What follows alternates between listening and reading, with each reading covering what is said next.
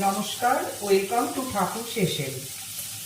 বন্ধুরা, একঘেয়ে ভাত খেতে না চাইলে চটজলদি বানিয়ে ফেলতে পারেন লেমন রাইস।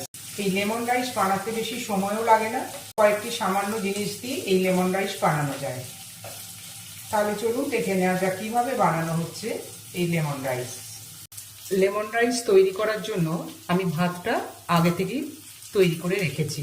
এটা বাসমতি চালের ভাত আছে, 1 কাপ চালের ভাত। আপনারা আপনাদের প্রয়োজন মতো ভাত তৈরি করে নেবেন। আর ভাতটা কিন্তু করতে হবে খুবই ঝরঝরে, না হলে কিন্তু গায়ে লেগে যাবে।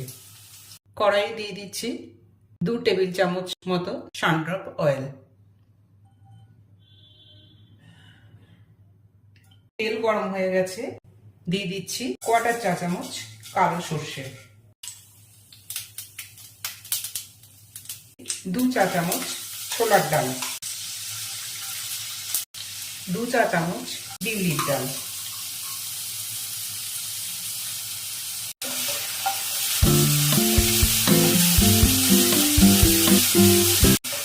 বিউলির ডাল আর ছোলার ডালটা আগে থেকে ভিজিয়ে রেখেছিলাম, 1 চা চামচ আদা কুচি। এই ফোড়নটা দেওয়ার সময় খেয়াল রাখতে হবে যেন পুড়ে না যায়, সেই জন্য আঁচটা একদম লোতে করে রাখতে হবে। কিছুটা আগে থেকে ভিজিয়ে রাখা কিশমিশ, এখানে কিশমিশের জায়গায় চীনাবাদামও ব্যবহার করতে পারেন।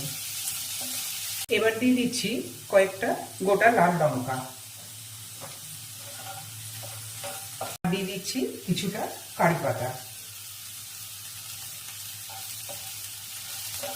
1/2 চা চামচ হলুদ, 1/2 চা চামচ নুন। হলুদ আর নুনটা দেওয়ার পরে আবার নাড়িয়ে নেব।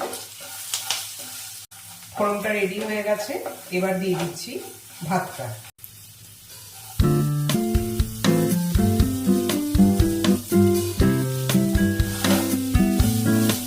ভাতটা খুব ভালোভাবে ফোড়নের সাথে মিশিয়ে নিতে হবে।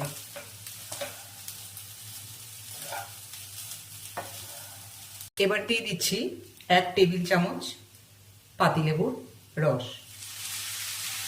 এই পাতিলেবুর রসটা দেওয়ার পরেই কিন্তু গ্যাসটা অফ করে দিতে হবে, না হলে ভাতটা কিন্তু একটু তিতো হয়ে যাবে। পাতিলেবুর রসটা দেওয়ার পর ভাতের সঙ্গে কিন্তু খুব ভালোভাবে মিশিয়ে নিতে হবে। তৈরি হয়ে গেল লেমন রাইস। তাহলে বন্ধুরা, এই রেসিপি আপনাদের কেমন লাগলো আপনারা কমেন্ট বক্সে অবশ্যই কমেন্ট করে জানাবেন। আপনারাও এইভাবে লেমন রাইস বাড়িতে বানিয়ে ফেলুন। একঘেয়ে ভাত খেতে না চাইলে এই লেমন রাইস কিন্তু মাঝে মধ্যে খেতে ভালোই লাগে। এখন এটা প্লেটে পরিবেশন করে দিচ্ছি। আর পাশাপাশি অনুরোধ রইল, এখনো পর্যন্ত আমার চ্যানেলটি যারা সাবস্ক্রাইব করে উঠতে পারেননি, অনুরোধ রইল চ্যানেলটি লাইক, শেয়ার এবং সাবস্ক্রাইব করবার জন্য।